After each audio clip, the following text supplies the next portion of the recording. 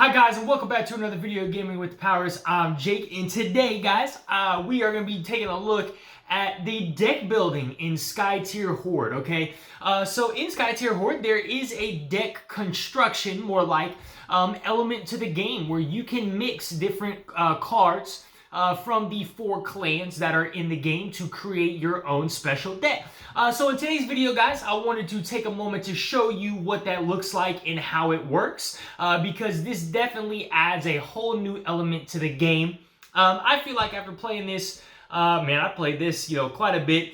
I'm probably getting close to my 50th playthrough or something like that of the game, that to get to the higher difficulties and the harder monster decks, the base cards, the pre-built decks of the generic clan are not going to cut it. You're going to need to mix and match different clans together in order to be able to defeat some of these harder difficulties or the harder hordes at the harder difficulties. So let's go ahead and jump down to the table, guys, where I got everything set up, and I'm going to go ahead and walk you through how to construct your own deck and some of the rules about the deck construction. Alright guys, so we have everything here set up for the game. As you can see at the top on the rows, I have all of the castle cards laid out.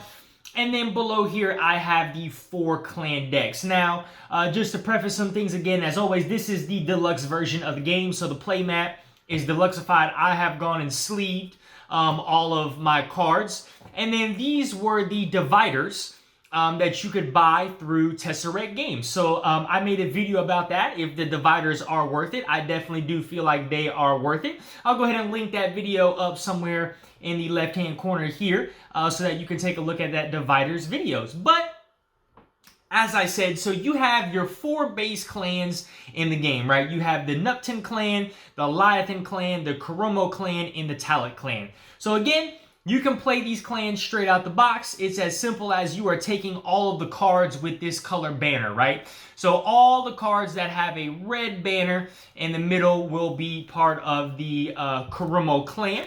So you will just take all those cards, select a castle from the Koromo clan castles, and you're ready to play. Same thing with the Talit deck, right?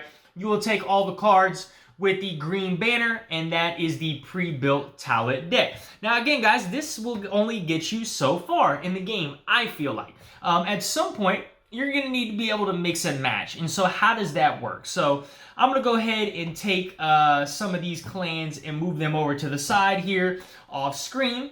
And I'm going to kind of show you how the deck construction will work. So let's go ahead and take a tower, or a castle, I'm sorry. So we have the Frostbite Stronghold right here. On the back of these castle cards, guys, I'll flip the sleeve here. You are going to be able to see that there is going to be some rules for the deck building. So for the Frostbite Stronghold, it says this is Korjof's castle, right? It says the deck building rules. You must have Korjof and 39 other cards. You may include any royal guard, and you cannot include any rogue nor Habarat. In addition, I must follow these restrictions, okay? So any legendary cards that I have in the in this deck have to be from the blue clan, okay? That's the blue clan symbol. Any mythic cards in this deck have to be from the blue clan. I can choose any rare cards from the blue clan, which is the Leviathan, or the Nupton clan, which is the yellow clan, and I can use any base cards from the Leviathan clan, the Nupton clan, or the Talit clan, okay? So the 3 clans that I have available that I can use are the Leviathan clan, the Nupton clan, and the Talit clan. And so what you will do is you will basically get to pick and choose the monsters or the allies or the spell cards of your choosing, as long as you're following these basic rules in order to do so. And there are some extra rules. Let me go ahead and grab the rule book out here for you guys. There are some extra rules in the rule book that'll state some of this. So here is your customizing decks. And it says creating your own alliance deck can be a source of fun, especially as you try to tackle the achievements listed at the end of the rulebook. The rules for building custom alliance decks are written on the back of each castle card. The only general rule not written on the castle card is across all player decks, there must be at least 1 copy of any mythic or legendary card. So only 1 legendary, only 1 mythic. that does not include the hero that you choose, okay? 2 copies of any rare card and 3 copies of any common, all right? So pretty much I think there's only 4 copies of each common, so you would only choose 3. And then there's 3 copies of each rare card, so you would only be able to pick 2. But those are the basic deck building rules, all right? So you'll be able to select your castle. Just look on the back and you'll have the deck building rules there. And so I have gone and constructed a deck using the Frostbite Stronghold, right? So let me go ahead and leave this out here on the table. I'll flip it back over and clear these other castle cards out of here. So I have constructed a deck using the Frostbite Castle, right? So for me, it says I must have Korjoff, right? So this is Korjoff right here. He is the heroic ally for this Leviathan clan. And then you'll notice underneath his name, it'll say Heroic Ally Royal Guard. So that means he is part of the Royal Guard, okay? And it says here that I must have Korjoff and 39 other cards, so for a total of 40 cards. I may include any Royal Guard. So looking at this, you'll see, so I have Korjoff, okay? And it says 39 other cards. You may include any Royal Guard, and you cannot include any Rogue nor Habarat, all right? So if you'll look, in each deck, there is 2 types of classification. So in this Leviathan deck, I have allies that are considered Royal Guards. And again, this is denoted by the text underneath the name, right? It says Ally Royal Guard. And then I have allies that are shapeshifters, right? So it says I can include any Royal Guard. So since my guy is a Royal Guard, I'll go ahead and choose every single card from the Leviathan deck that has a Royal Guard under their name, okay? And then I have chosen to add a Mythic ally. This is a stretch goal, a Kickstarter stretch goal ally that I can throw in as a Mythic hero. All right, so I have chosen to do that, all of the Royal Guard cards. So then it says I cannot include any rogues, okay? So now we go to the Nupton deck. So in the Nupton deck, you have heroic allies that are considered phalanx, and you also have heroic allies that are considered rogues. So when I go to the Nupton deck, which is the yellow, I cannot use any of these cards that are considered rogues, and I cannot use Habarat, which is the heroic ally of the rogues. So I must put all these to the side, but I can use phalanx, cards that have the phalanx in their deck, okay? Which that is what I have done in here once we move through all these spell cards. Yep. So I have taken all of the heroic allies from the Nupton deck that is considered a phalanx, and I have gone ahead and grabbed them, right? So you put the allies from the Royal Guard, the allies from the phalanx together. This is going to count me 1, 2, 3, 4, 5, 6, 7, 8, 9, 10, 11, 12, 13, 14, 15, 16, 17, 18, 19. With Korjoff is 20, okay? So I'm looking for 20 other cards, all right? So now it is basically up to my choice. Again, guys, every deck is going to have, you have tower cards, you have spell cards, and that is it. And you have those tower cards and spell cards in each deck. So it's really up to you on what cards you want to choose. So when I was building this deck, again, I was mainly taking a look at the Nupton clan and the Leviathan clan. So these are the 2 clans that I'm getting all my cards. Now I could use any base card from the Talit clan if I wanted to, but I didn't want to get that deep, all right? So just taking a look at what I did, so I decided to go ahead and grab the 2 Frostbite towers from the Leviathan clan. And basically what these are going to let me do is when this comes out, they gain 2 health, and on my turn, I can exhaust them to have a monster in the lane lose 3 attack, okay? So this is a good nullifier to where I can have this in a lane with a monster. He's not really going to do much damage, so I went ahead and grabbed 2 of those, all right? The next thing, I went ahead and grabbed, I thought I grabbed 3, yep. So remember, you can have up to 3 common cards. So Bloodlust is a common card. You play this during the Treachery phase, and ally gains +2 attack and +1 armor for the remainder of the turn. I went ahead and grabbed 3 of these. Again, guys, it's a 1 mana cost card for one of my allies to get +2 attack and 1 armor. That is a very great cost-effective way to deal damage and clear out minions. So I went ahead and grabbed 3 of those. And then I went ahead and grabbed 3 Skytear Mines. Again, this is a spell card. 1 mana cost. I add 2 mana. So really, I'm getting 2 mana, only having to pay 1, and then I can remove up to 2 negative health from an ally or a castle.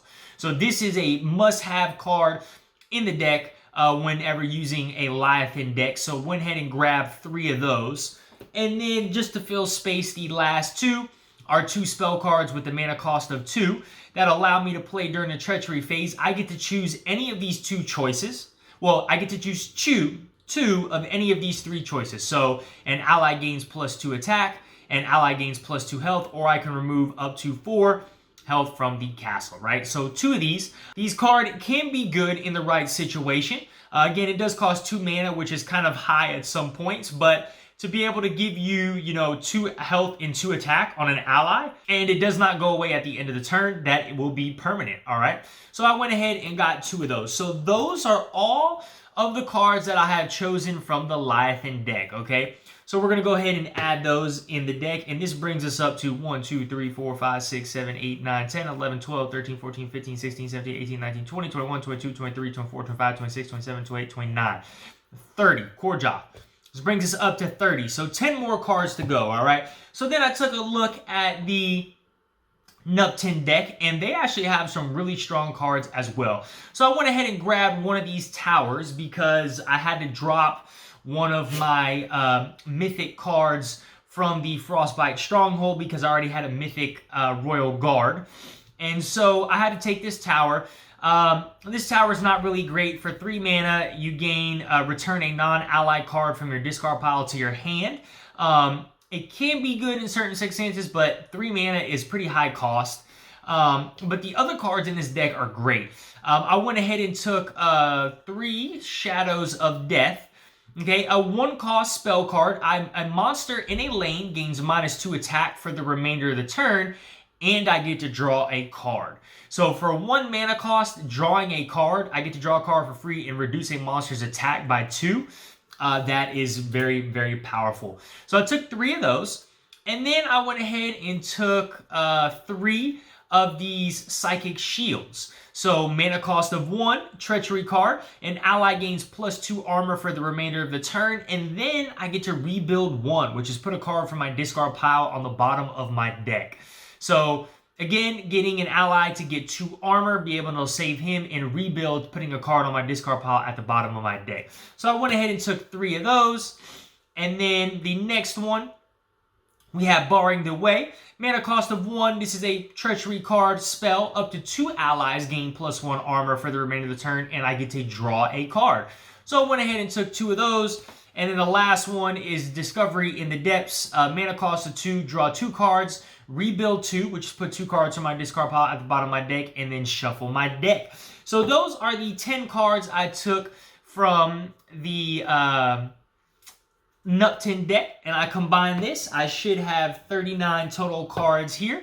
Count them out: 1, 2, 3, 4, 5, 6, 7, 8, 9, 10, 11, 12, 13, 14, 15, 16, 17, 18, 19, 20, 21, 22, 23, 24, 25, 26, 27, 28, 29, 30, 31, 32, 33, 34, 35, 36, 37, 38, 39, and Korjov is 40. All right, so I have met the deck building requirements, and that, guys, is how you build or construct a deck in Skytear Horde. Again, when you're trying to challenge these higher difficulties, guys, you're going to need these different combinations, because by itself, like the Leviathan Clan, some of these other cards from these other decks are going to be able to combine, and you're going to be able to create very powerful things. Like the Leviathan Clan does have pretty cheap cost allies that will do different things. Like, this guy can deal 2 damage when he comes in.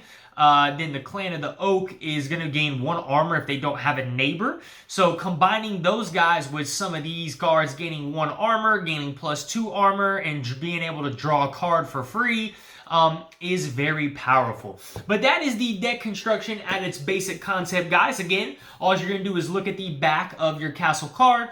It'll tell you the decks that you can pull cards from, and you just choose what you think is best. All right, guys. Well, that is it. That is deck construction in Skytear Horde. I hope that helped you guys being able to get that extra edge. I feel like this is a way to take the game to a whole nother level, and you're going to need to do this again to be able to take on some of these higher difficulty decks at the higher difficulty. And so I'm definitely be doing a playthrough of the deck that I just constructed here today, going against the pesky Predator Horde that had beat me twice in a row, seeing if we can combine these decks in order to beat them. But that's it, guys. Hope you enjoyed this playthrough, and be on the lookout for more playthrough with more deck constructions and different builds. They also have a website, I believe, Skytear Horde slash, I don't remember, it's in the rule book, let me get it real quick, where you can actually, playskytear.com/horde, and there are other people that have, you can create a deck and submit it online and see other decks that people have made. Alright, guys, as always, y'all have a great one. Bye.